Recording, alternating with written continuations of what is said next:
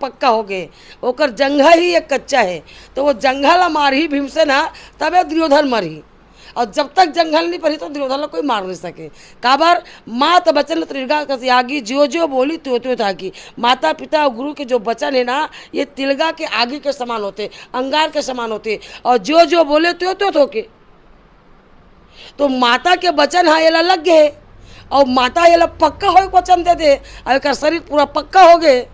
तो दुर्योधन के वो वचन रही से जे दिन वनवास में निकलीस और द्रौपदी के चिरहरण करीस, तब वो दिन की भीमसेन हाँ, दुर्योधन जिस जंघा में आप द्रौपदी को अगर बैठाना चाह रहे थे, उसी जंघा को मैं अपन ये गदा से ना तोड़ूँ तो भीम कहना छोड़ दूँ।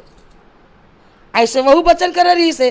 तो ये दोनों वचन ला दुर्योधन से कृष्ण जानत रही से, अरे उसका भी वचन है और इसका भी वचन।